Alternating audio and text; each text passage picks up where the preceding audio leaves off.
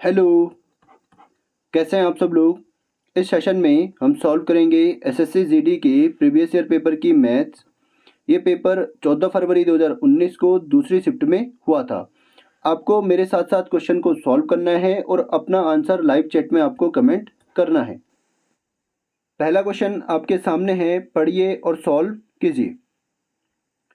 चक्रवृद्धि ब्याज की एक दर से 11,700 रुपये की राशि 2 वर्षों में इतने रुपये हो जाती है। यदि ब्याज वार्षिक रूप से संयोजित होता है तो ब्याज की दर ज्ञात करें। आपको यहाँ पे दे रखा है P बराबर है 11,700 रुपये, A बराबर आपको दे रखा है 16,848 रुपये और टाइम कितना है 2 वर्ष और रेट आपसे पूछी हुई है। आप मुझे बताइए अमाउंट बराबर क्या होता है P into 1 plus R upon 100 की पावर T। यहाँ पे अमाउंट कितना है 16,848 बराबर में प्रिंसिपल कितना है 11,700 इंटू 1 प्लस आर की वैल्यू कितनी है हमें निकालनी है अपॉन में 100 इंटू टाइम कितना है 2 वर्ष। इसको अगर मैं यहाँ से पक्षांतर करूँ तो ये जाएगा 16,848 अपॉन में जाएगा 11,700 बराबर होगा 1 धन आर बटे 100 की होल पावर 2। 13 से ये कटेगा आपका 13 नंबर 117 और 13 से ये कटेगा 13 कम 13 3 8 यानी 38 13 दूना 26 बचेगा 12 यानी 124। तो 13 नंबर 117 7 8 यानी 13 छक्का 178। ऊपर आपका बचा है 12 96 और नीचे आपका कितना है 900 बराबर है आपका 1 धन आर बटे 100 की होल पावर। अब अगर मैं दोनों तरफ रूट कर दूं तो यहाँ से इसकी पावर यहाँ से गायब और यहाँ से 12 96 किसका स्क्वायर होता है 36 का और 900 किसका स्क्वायर है 30 का। 5 से कटेगा 6 बार और 5 से कटेगा 6 से कटेगा 6 बार और 6 से कटेगा 5 बार यानी 6 बटे 5। इसका मतलब यहाँ पे आपके पास बचा है 6 बटे 5 बराबर 1 धन आर बटे 100। तो 6 बटे 5 बराबर होगा 1 धन आर बटे 100 के। तो आर बटे 100 बराबर आपका होगा 6 बटे 5 ऋण 1। तो इसमें से अगर माइनस करूँ तो 6 5 एकम 5 6 में से 5 गया 1 बटे 5 बराबर होगा आर बटे 100। 5 से कटेगा 20 बार यानी 20 जाएगा यहाँ पे तो 20% बराबर आर। तो आर की वैल्यू कितनी होगी 20%। ऑप्शन नंबर 1 इसका राइट आंसर होगा। चलिए अगला क्वेश्चन पढ़िए और सॉल्व कीजिए। इतने रुपए की एक धनराशि साधारण ब्याज पर उधार दी जाती है। यदि ब्याज की दर इतनी है तो 4 वर्षों में साधारण ब्याज की गणना क्या होगी। तो एस आई बराबर क्या होता है P यानी प्रिंसिपल कितना है 4,650। प्रिंसिपल कितना है 4,650 गुणा दर कितनी है 7.5 बटे 100 और गुणा टाइम कितना है 4 वर्ष। इस जीरो की वजह से ये पॉइंट यहाँ से हट गया है। यहाँ पे अब कितना है 75। तो 25 से 3 बार 25 से कटेगा 4 बार और 4 से कटेगा 1 बार। तो 3 पंजे 15 3 छक्का 18 और 1 19 3 चौको 12 और 1 13। तो 1395 इसका राइट आंसर होगा। अगला क्वेश्चन चलिए पढ़िए और सॉल्व कीजिए।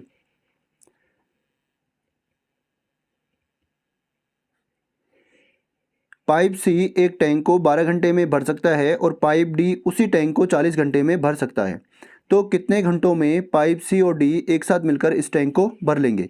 सी भरता है 12 घंटे में, डी आपका भरता है 40 घंटे में। अगर मैं इनका एलसीएम निकालूं तो इनका एलसीएम आएगा 120।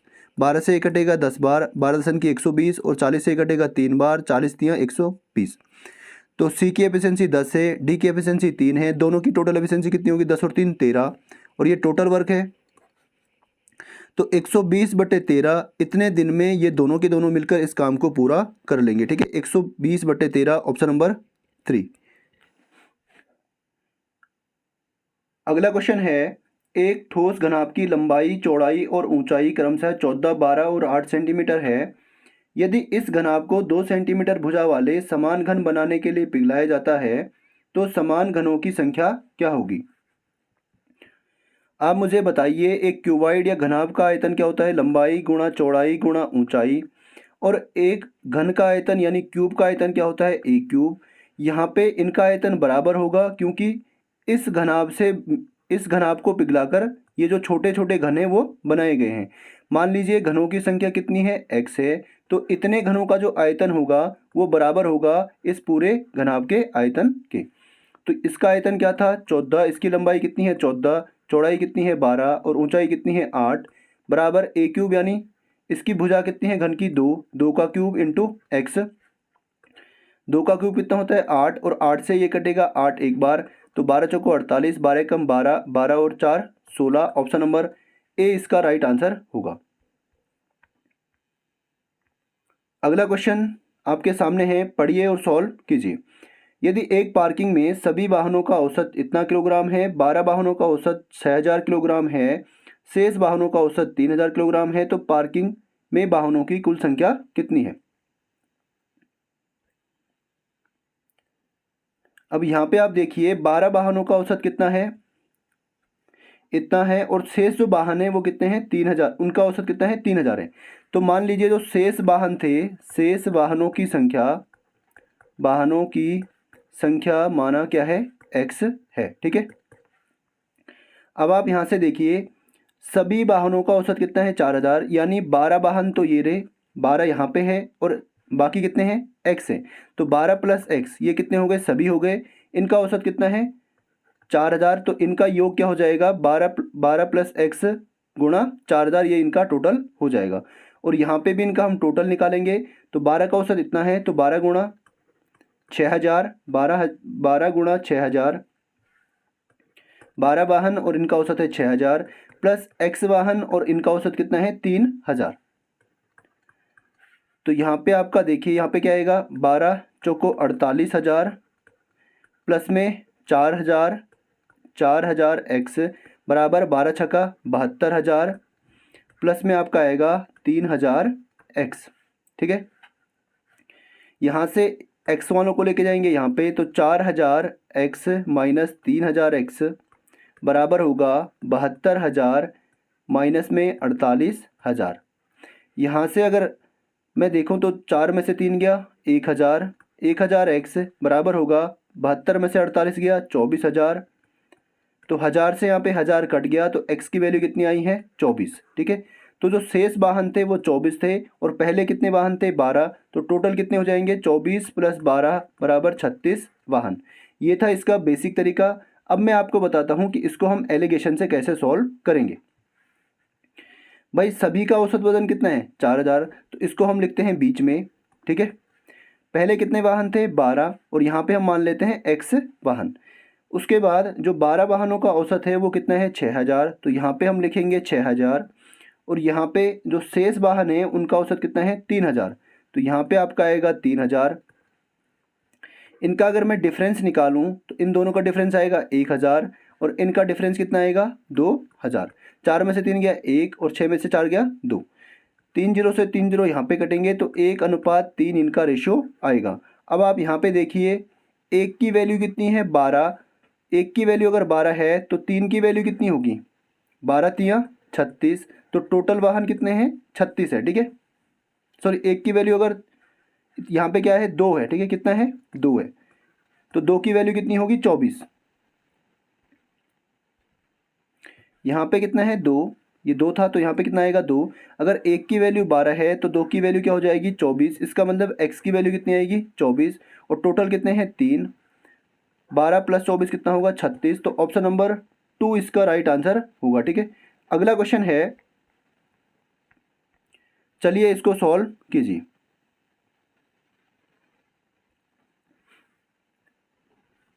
पहले क्या करते हैं ब्रैकेट को, तो यहाँ पे 1/3 गुणा ये हो जाएगा उल्टा 3/10, इससे ये कटेगा, यहाँ पे क्या है 5 गुणा 4,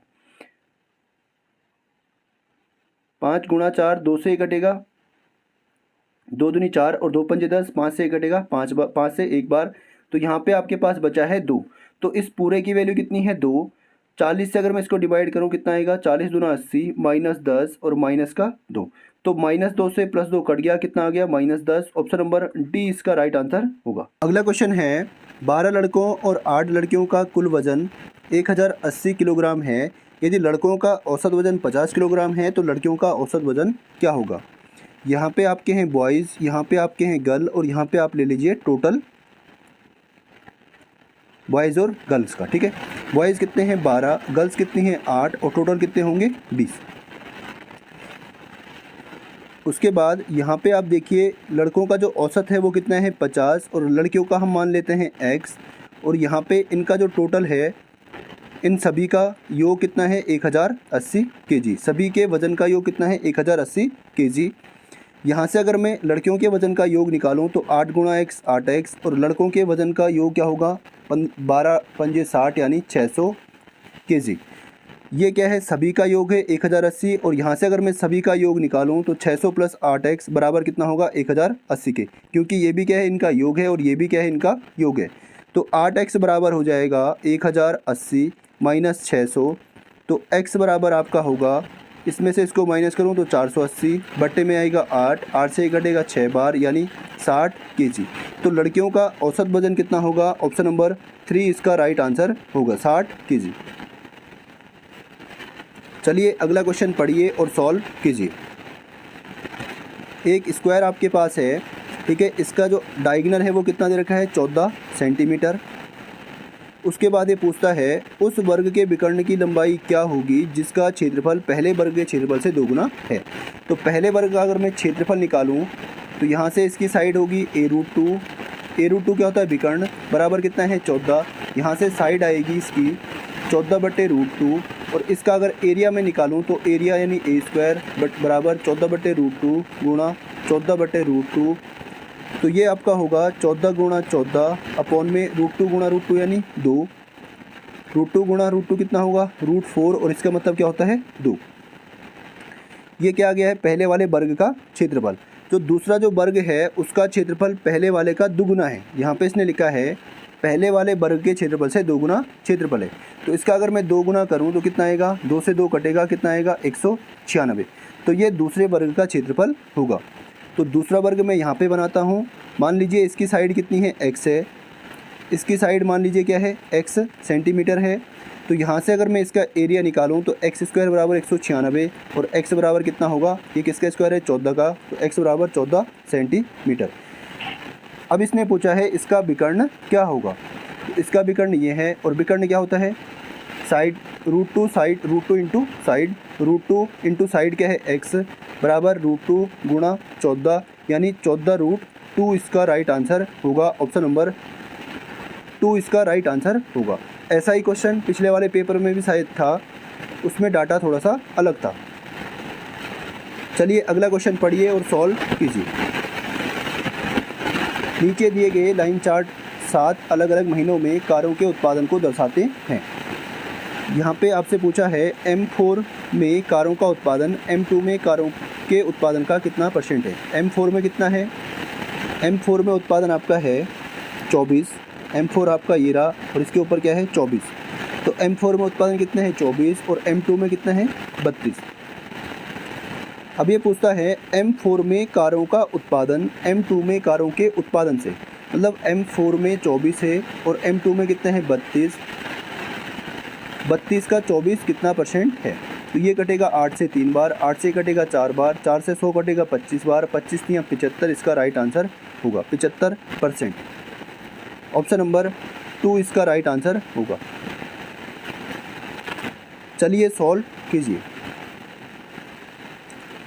सबसे पहले ब्रैकेट, ठीक है, तो यहाँ पे होगा आपका 88 और ऑफ का मतलब इंटू और यहाँ पे आपका होगा 1/2 ऋण 1/4 गुणा होगा 8/1, 4 से कटेगा 2 बार, तो 1 ऋण 1/2 ऋण 2, इसका मतलब है 2 दूना 4, 4 में से गया 3 माइनस 3/2 इसका आंसर आएगा। कहाँ से, यहाँ से यहाँ तक। इसको इंटू करेंगे -3/2 से, 2 से कटेगा कितनी बार, 2 से कटेगा ये 44 बार, और 44 गुणा 3 कितना होगा 132 माइनस का 132। तो यहाँ से यहाँ तक की जो वैल्यू है, यहाँ से यहाँ तक की वैल्यू कितनी है -132, यहाँ से यहाँ तक की -132। इसके बाद आप आगे देखिए यहाँ पे कितना है 88 माइनस 44 भाग का मतलब यहाँ पे होगा, यहाँ पे -132 तो इंटू 1/-132। 44 से ये कटेगा 3 बार, तो ये कितना है माइनस का 1/3, तो माइनस इंटू माइनस क्या होगा प्लस, तो 88 प्लस में 1/3, 3 8 24, 3 8 24 और 2 26 प्लस में 1 यानी 265/3 इसका राइट आंसर हो जाएगा। ऑप्शन नंबर 1 क्या होगा इसका सही उत्तर होगा। चलिए सॉल्व कीजिए। दो संख्याओं का लासा और मासा क्रमशः 60 और 3 है, इनका अंतर 3 है, तो दोनों संख्याओं का योग क्या होगा? भाई दो संख्याएं मान लीजिए क्या है, 3x और दूसरी क्या है 3y। यहाँ पे हमने 3 इसलिए लिया है, 3 क्या है इनका HCF है, यानी इनका मासा है। 3 क्या होता है, कॉमन फैक्टर होता है, जो मासापा होता है वो कॉमन फैक्टर होता है, ठीक है। तो यहाँ से अगर मैं इनका एलसीएम निकालूं तो एलसीएम बराबर होगा, 3 क्या है कॉमन, बाकी बचे x और y, यानी 3xy क्या होगा इसका एलसीएम होगा, ठीक है। और 3xy की वैल्यू कितनी दे रखी है 60, xy की वैल्यू कितनी आएगी 3 से अगर इसको डिवाइड करूं कितना आएगा 20। यहाँ से इसने आगे दिया है इनका अंतर, इन दोनों का अंतर यानी 3x माइनस 3y बराबर कितना है 3। तो यहाँ से 3 कॉमन आएगा, x माइनस वाई बराबर 3 बटे बराबर 3, 3 से घटेगा एक बार, तो x माइनस वाई की वैल्यू कितनी है 1 है, ठीक है। इसको मैं अब यहाँ से इरेज करूँगा, अगले पेज पे आप देखते हैं इसको, ठीक है। यहाँ से एक्स वाई की वैल्यू कितनी थी 20, x माइनस वाई की वैल्यू कितनी थी 1। आपको मैंने एक फॉर्मूला लिखवाया था, x प्लस वाई का होल स्क्वायर बराबर होगा x माइनस वाई का होल स्क्वायर प्लस में 4xy। तो यहाँ पे x प्लस वाई का स्क्वायर बराबर x माइनस वाई कितना है 1, 1 का स्क्वायर प्लस में 4 इंटू एक्स वाई की वैल्यू कितनी है 20। तो ये आपका होगा 1 प्लस 80 यानी 81। तो x प्लस वाई का स्क्वायर बराबर 81 और x प्लस वाई बराबर आपका होगा √81 यानी 9। तो यहाँ से x प्लस वाई 9 है और x माइनस वाई 1 है। तो यहाँ पे x माइनस वाई बराबर 1, इन दोनों को अगर मैं ऐड करूँ तो y से y कटेगा, कितना बचेगा 2x बराबर 9 और 1 10, x बराबर कितना होगा 5। x की वैल्यू कितनी आई है 5। दूसरा अगर मैं यहाँ से निकालूँ y की वैल्यू तो इसमें मैं रखूँगा 5, x प्लस वाई बराबर 9, x बराबर कितना है 5, 5 प्लस वाई बराबर 9, तो y बराबर कितना होगा 9 माइनस 5 यानी 4। तो y की वैल्यू कितनी आएगी 4। x और y इसकी वैल्यू कितनी आई है 5, इसकी वैल्यू कितनी आई है 4 और 3x, पहली संख्या क्या थी 3x, तो 5 तियाँ 15, 5 तियाँ 15। दूसरी संख्या क्या थी 3y यानी 3 गुणा 4 यानी 12, इन दोनों का सम क्या होगा 27। ऑप्शन नंबर 3 इसका राइट आंसर होगा। इससे पहले वाले सेट में हमने दूसरे तरीके से किया है, उसको आप वहाँ से देख सकते हैं, ठीक है। अगला क्वेश्चन है, एक वस्तु का विक्रय मूल्य और लागत मूल्य का अनुपात इतना है, तो इसका लाभ परसेंट क्या होगा? भाई यहाँ पे आपका SP है और यहाँ पे आपका CP है और इनका रेशियो कितने हैं 7:5। प्रॉफिट कितने का है 2 का, और प्रॉफिट परसेंट किस पे निकालते हैं CP पे। तो प्रॉफिट परसेंट होगा, प्रॉफिट है 2 का और CP कितना है 5, इंटू कर देंगे 100 से, तो ये आ जाएगा आपका 5 से घटेगा 20 बार 40%। ऑप्शन नंबर 1 इसका राइट आंसर होगा। अगला क्वेश्चन है, चलिए पढ़िए और सॉल्व कीजिए। एक आयत की लंबाई 16 सेंटीमीटर, यदि इसके विकर्ण की लंबाई इतनी है तो आयत की चौड़ाई क्या होगी? यहाँ पे आपको क्या करना है, विकर्ण यानी डायगोनल का स्क्वायर बराबर होता है लंबाई का स्क्वायर प्लस चौड़ाई का स्क्वायर। तो यहाँ पे आपका होगा विकर्ण कितना है 20, 20 का स्क्वायर बराबर होगा लंबाई कितनी है 16 का स्क्वायर प्लस b यानी चौड़ाई का स्क्वायर। तो 20 20 अंकी 400 बराबर होगा 256 प्लस b स्क्वायर। इसको अगर मैं पक्षांतर करूं तो 400 माइनस 256 बराबर b स्क्वायर, यहाँ पे आपका आएगा 144 बराबर b स्क्वायर। तो b बराबर कितना होगा 12 सेंटीमीटर। ऑप्शन नंबर 2 इसका राइट आंसर होगा। चलिए अगले क्वेश्चन को पढ़िए और सॉल्व कीजिए। 2009 से 2011 तक कॉफ़ी का औसत उत्पादन कितना है? 2009 से लेकर 2011 तक, तो यहाँ पे कितना है 800, 8 और 12 20, 20 और 15 कितना होगा 35, टोटल कितना है 35। और टोटल संख्याएं कितनी है 1 2 3, तो अपॉन में 3, 3 एकम 3, 3 एकम 3, 3 छक्का 18, 3 छक्का 18। तो इसका राइट आंसर होगा ऑप्शन नंबर ए। चलिए अगला क्वेश्चन पढ़िए और सॉल्व कीजिए। मनीष अपने गांव 40 किलोमीटर प्रति घंटे की गति से जाता है और y किलोमीटर प्रति घंटे की गति से अपने घर वापस लौटता है। उसके घर और गांव के बीच की दूरी 360 किलोमीटर है, यदि उसे इस यात्रा में कुल इतना घंटे लगते हैं तो y का मान ज्ञात कीजिए। यहाँ पे उसका गांव है,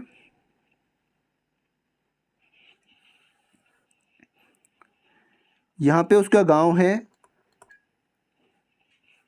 और यहाँ पे कोई जगह है जहाँ पर वो पहले से खड़ा है, ठीक है। तो वो क्या करता है, एक बार यहाँ जाता है फिर यहाँ से वापस आता है, और यहाँ पे इसकी दूरी हमें कितनी दे रखी है, 360 किलोमीटर। चलिए अब यहाँ पे आप देखिए, औसत गति बराबर क्या होता है, औसत गति बराबर होता है कुल दूरी बटे कुल समय। एक फॉर्मूला तो ये होता है, दूसरा होता है 2 गुणा x गुणा y बटे x प्लस वाई। तो ये दोनों क्या हैं, औसत दूरी के फॉर्मूले हैं, तो इन दोनों को हम बराबर रख सकते हैं।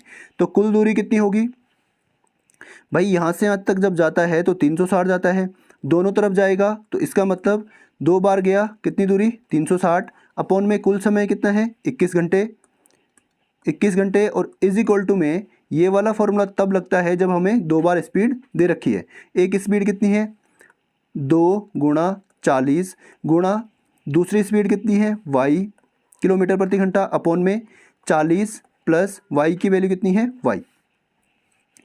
यहाँ से आप देखिए ये कटेगा आपका 9 से 4 से कटेगा ये 9 बार, 2 से यहाँ पे 2 आपका कट गया, 3 3 9 3 7 21, इसका गुणा करेंगे यहाँ पे और इसका गुणा करेंगे यहाँ पे, तो ये आपका होगा 3 गुणा 40 यानी 120 प्लस में 3y बराबर आपका होगा 7 गुणा y यानी 7y। ये 3y जाएगा वहाँ पे, तो 120 बराबर आपका होगा 7y माइनस 3y यानी 4y। तो 4 से 120 कटेगा 3 यानी 30 बार। तो ऑप्शन नंबर 3 इसका राइट आंसर होगा, 30 किलोमीटर प्रति घंटा। अगला क्वेश्चन पढ़िए और सॉल्व कीजिए।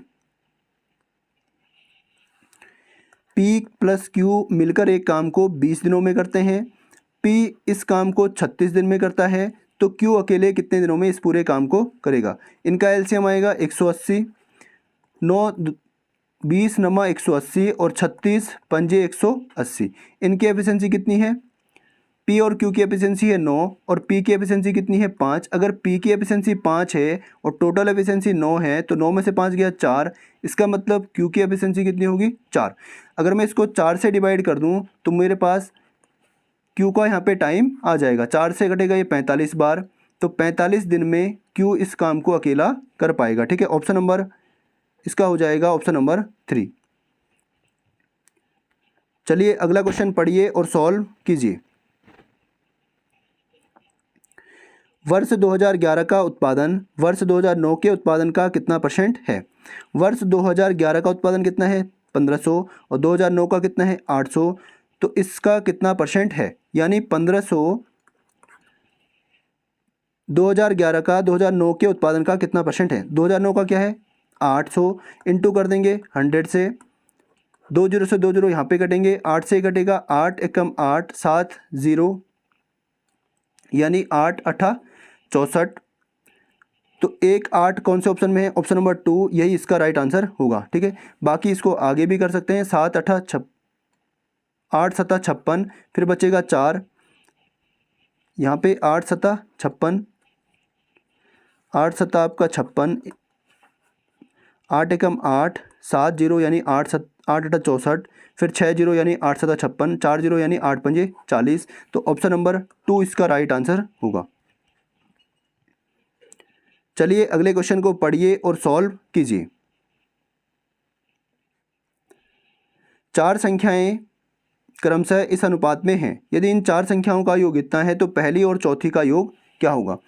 तो यहाँ पे आप देखिए इनका अनुपात क्या है, 2 अनुपात 5 अनुपात 3 अनुपात 8, इनका टोटल योग कितना होगा 8 और 3 11, 11 और 5 16 और 2 18। रेशियो के हिसाब से जो टोटल है वो कितना है 18, और वास्तव में टोटल कितना है 432। तो 18 दूना 36, 18 दूना 36, यहाँ बचेगा आपका 7 2 18 चौको 72, तो एक की वैल्यू क्या होगी 24। इसने पूछा है पहली और चौथी संख्या का योग, पहली क्या है 2 और चौथी क्या है 10, तो 204 यानी 10 की वैल्यू इसने पूछी है, तो 240 इसका क्या हो जाएगा राइट आंसर होगा। ऑप्शन नंबर 3 इसका राइट आंसर होगा। चलिए पढ़िए और सॉल्व कीजिए। एक प्लेटफॉर्म की लंबाई एक ट्रेन की लंबाई से दोगुनी है। यहाँ पे प्लेटफॉर्म है, यहाँ पे आपका ट्रेन है। प्लेटफॉर्म की लंबाई ट्रेन से दोगुनी है। मान लीजिए ट्रेन की लंबाई कितनी है, x किलोमीटर या x मीटर है। ट्रेन की लंबाई x मीटर, तो प्लेटफॉर्म की क्या होगी, दोगुनी यानी 2x मीटर। अगर मैं टोटल डिस्टेंस निकालूं तो क्या होगी, 2x प्लस x यानी 3x मीटर। स्पीड इसने दे रखी है 144 किलोमीटर पर हावर। इसको अगर मैं मीटर पर सेकंड में कन्वर्ट करूं तो 144 गुणा 5/18, 18 से ये कटेगा, 18 × 144, 8 पंजे 40 मीटर पर सेकंड। तो स्पीड कितनी है, 40 मीटर पर सेकंड। टोटल डिस्टेंस कितनी है, इतनी। तो स्पीड बराबर होता है डिस्टेंस अपॉन टाइम। स्पीड कितनी है 40 और डिस्टेंस कितनी है 3x और टाइम कितना लगा है 30 सेकेंड का। 3 से ये कटेगा 10 बार, तो x की वैल्यू कितनी आ गई है 400। और x क्या था, ट्रेन की लंबाई। इसने पूछा है प्लेटफॉर्म की लंबाई। प्लेटफॉर्म कितना है 2x, तो 2 गुणा 400 बराबर क्या होगा, 800 मीटर प्लेटफॉर्म की लंबाई होगी। ऑप्शन नंबर 2 इसका राइट आंसर हो जाएगा। चलिए पढ़िए और सॉल्व कीजिए। एक कॉलोनी में बच्चों, महिलाओं और पुरुषों की संख्या का अनुपात ये है और इस कॉलोनी में कम से कम 200 सदस्य हैं। तो ये क्वेश्चन सेम है, इससे पहले वाले सेट में मैंने ये आपको करवा रखा है। बाकी आप इसको देख सकते हैं। 200 के लगभग ऐसी कौन सी संख्या है जो 6 और 4 10 और 3 13 से डिवाइड होती है। तो ये संख्या है 208। इसका मतलब टोटल जो लोग होंगे वो कितने होंगे, 208। और 6 और 4 10 और 3 13, तो 13 की वैल्यू क्या होगी 208। एक की वैल्यू होगी 13 कम 13, 7 8, 13 छक्का 78, एक की वैल्यू 16। इसने बच्चे पूछे हैं, बच्चे कितने हैं 6, तो 6 की वैल्यू क्या होगी 16 गुणा 6 यानी 96। ऑप्शन नंबर डी इसका राइट आंसर हो जाएगा। अगला क्वेश्चन है, चलिए पढ़िए। एक वस्तु का अंकित मूल्य इतना है, छूट की पेशकश 31% है और इसका लाभ परसेंट 15% है। मैंने आपको एक फॉर्मूला बताया था, CP अपॉन में 100 माइनस डिस्काउंट बराबर MP अपॉन में 100 प्लस डिस्काउंट। इसको आपको याद रखना है, ये फॉर्मूला काफ़ी यूज़ होता है, इसको आपको याद रखना है। CP अपॉन में 100, डिस्काउंट कितने का है 31 का, तो 100 माइनस 31 बराबर MP अपॉन में 100 प्लस में प्रॉफिट। तो यहाँ पे आपका आएगा 69, यहाँ पे आपका आएगा MP अपॉन में 115। 23 से कटेगा, 23 × 69 और 23 पंजे 115। तो CP और MP का जो रेशियो होगा वो क्या होगा 3:5। तो यहाँ पे आपको MP की वैल्यू दे रखी है 120, यानी 5 की वैल्यू कितनी है 120। तो 24 पंजे 120, तो 24 तियाँ कितना होगा 72, 24 तियाँ 72 यानी 720 इसका राइट आंसर हो जाएगा। ठीक है, 720 इसका क्या होगा राइट आंसर होगा। अगला क्वेश्चन है, एक आयत की लंबाई 50% बढ़ जाती है और इसकी चौड़ाई 25% घट जाती है, तो इसके क्षेत्रफल में प्रतिशत वृद्धि ज्ञात कीजिए। भाई फॉर्मूला आपको बताया था A plus B plus A into B upon में 100। पहले वृद्धि हुई है 50 की, फिर कमी हुई है 25 की, फिर यहाँ पे आएगा माइनस का 50 इंटू 25 अपॉन में 100।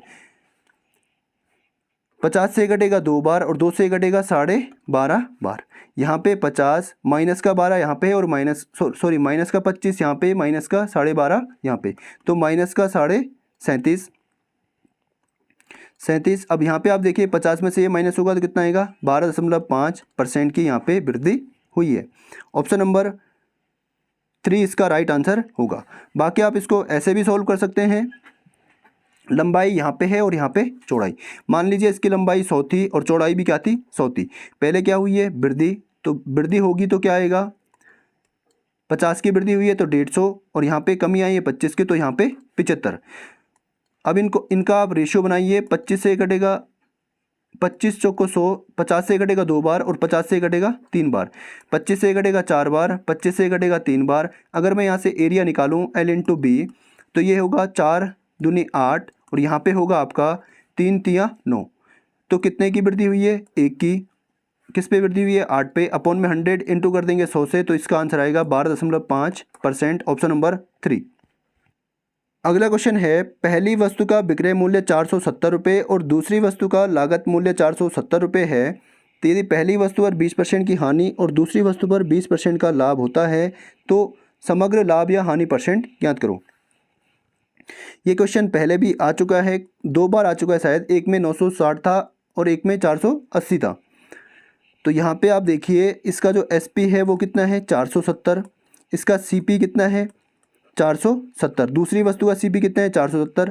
यहाँ पे इसको होता है 20% का लॉस और यहाँ पे इसको होता है 20% का प्रॉफिट। तो यहाँ से अगर मैं CP निकालूँ तो CP बराबर होगा 470 गुणा में जाएगा 100 और बट्टे में जाएगा 80। 80 क्यों जाएगा? 20% की हानि, यानी 100 में से 20 गया 80। 1 0 से 1 0 यहाँ पे कटेगा तो 4700 बटे 8, 8 से कटेगा 8 पंजे 40, 8 पंजे 40, यहाँ बचेगा 7 0, 8 7 56, सॉरी 8 8 64, यहाँ पे आएगा 64, यहाँ पे 6 और यहाँ पे 0, 8 7 56 और 8 पंजे 40। तो यहाँ पे आएगा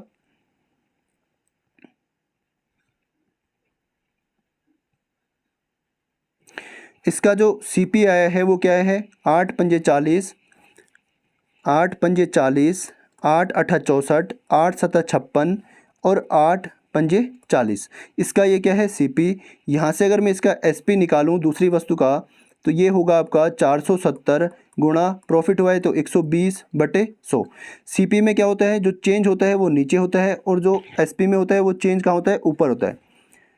2 0 से यहाँ पे 2 0 कटेंगे, 12 7 84, 12 चौको 48 और 8 56, तो 564 इसका SP आ गया है। अगर मैं इनका टोटल SP निकालूं, टोटल SP बराबर क्या होगा? 470 यहाँ पे और 564 यहाँ पे, तो 4 को 4, 6 और 7 13 और 5 और 4 9 और 1 10।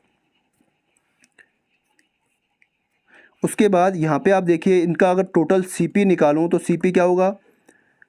5 5 470 यहाँ पे है तो 0, 7.5 और 8 और 7 15 को 5, 5 और 4 9 और 1 10। यहाँ से अगर मैं इसका लॉस परसेंट देखूँ तो लॉस क्या आएगा? क्योंकि CP बड़ा है इसलिए यहाँ पे क्या होगा? लॉस। तो लॉस कितने का होगा? इसको होगा लॉस 23.5 रुपये का। और लॉस परसेंट अगर निकालना है तो अपॉन में आएगा CP 10 5 7.5 इंटू 100। तो यहाँ पे 1 पॉइंट से 1 पॉइंट यहाँ पे कट गया। अगर मैं इससे इसको डिवाइड करूँ तो 10 दूना 20, 2 के लगभग इसका आंसर आएगा, जो कि ऑप्शन नंबर A में मुझे दिख रहा है। ठीक है, इसी से आप इसको सॉल्व कर सकते हैं। ऑप्शन को भी आपको ध्यान में रखना होता है। अगला क्वेश्चन है, टीना, रीना और सीना, 3 लोग हैं, टीना, रीना और शीना। टीना, रीना और सीना, ये 24,000 रुपये लगाती है। कौन? टीना। उसके बाद 28,000 रुपये लगाती है रीना और 20,000 रुपये लगाती है आपकी सीना। यहाँ से जो टीना निवेश करती है वो 8 महीने के लिए और रीना निवेश करती है 10 महीने के लिए इंटू 10, और जो सीना है वो निवेश करती है 1 साल यानी 12 महीने के लिए।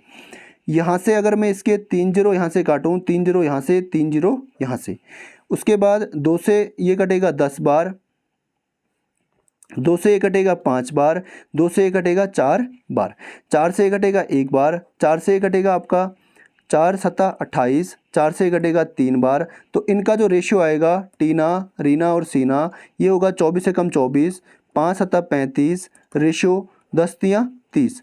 तो ये क्या है? इनका प्रॉफिट का रेशियो है। इस रेशियो में हम प्रॉफिट को बांटेंगे। इनका टोटल प्रॉफिट कितना है? इतना। तो 30 35 यानी 65, 65 और 24 कितना होगा? 89। तो 89 की वैल्यू कितनी है? 25,810। एक की वैल्यू अगर मैं निकालूं तो 25,810 बटे 89 इससे ये कटेगा आपका 8 तियाँ 24, 2 बार कटेगा तो 2 नंबर 18, 2 8 16 और 1 17, तो 258 में से ये गया आपका बचेगा 0, यहाँ बचेगा आपका 8 और उतर के कितना आएगा ये वाला 1। उसके बाद 3 नंबर 27, 4 6 7 नंबर 63, 9 नंबर 81, 9 8 72, उसके बाद कटेगा ये 9 से, तो 29 बार ये पूरा यहाँ पे कट जाएगा। इससे ये कटेगा 29 बार, तो 1 की वैल्यू कितनी है 29। इसने पूछा है शेयर ऑफ टीना, टीना का हिस्सा कितना है, तो टीना का हिस्सा कितना है 24, तो 24 गुना 29 कितना होगा 29 चौको 116, इसके आगे एक ज़ीरो भी था, यहाँ पे ज़ीरो भी आएगा 240, यहाँ पे आएगा 240, तो लास्ट में 6 किस में है 0 और 6 किस में है, option number A right answer इसका हो जाएगा। बाकी आप इसको पूरा सॉल्व कर सकते हैं। 4 नंबर 36, 24 नंबर 216, 24 दूनी 48, 48 और 21 कितना होगा 59, तो 6960 इसका राइट आंसर होगा। अगला क्वेश्चन है, इसका आपको माध्यिका इसकी निकालनी है, मोड आपको इसका मीडियन आपको इसकी निकालनी है। सबसे पहले हम इसको असेंडिंग या डिसेंडिंग ऑर्डर में रखते हैं, आरोही क्रम में हम इसको पहले रखेंगे। आरोही क्रम मतलब बढ़ता हुआ क्रम, तो सबसे छोटा है 1, उसके बाद क्या है 2, फिर से यहाँ पे क्या है 2, फिर उसके बाद 3, फिर उसके बाद क्या है 3, फिर उसके बाद क्या है आपका 5, फिर आपका है 6, फिर आपका है 8 और 8। टोटल नंबर कितने हैं 1 2 3 4 5 6 7 8 9। इसका मतलब जो नंबर हैं वो विषम संख्या में है, तो जो बीच में होगा उसको हम क्या ले लेंगे, इसका मीडियन ले लेंगे। तो 4 यहाँ से हटा दो और 4 यहाँ से हटा दो, तो बीच में क्या है 3, तो 3 इसकी क्या हो जाएगी मीडियन, ऑप्शन नंबर 3। उम्मीद करता हूँ आपको अच्छे से समझ में आया होगा। आज थोड़ा सा मैंने ये पेपर जल्दी जल्दी आपको सॉल्व करवाया है, तो आप इसको एक बार दोबारा देख लेना, ठीक है। चलिए साइनिंग आउट।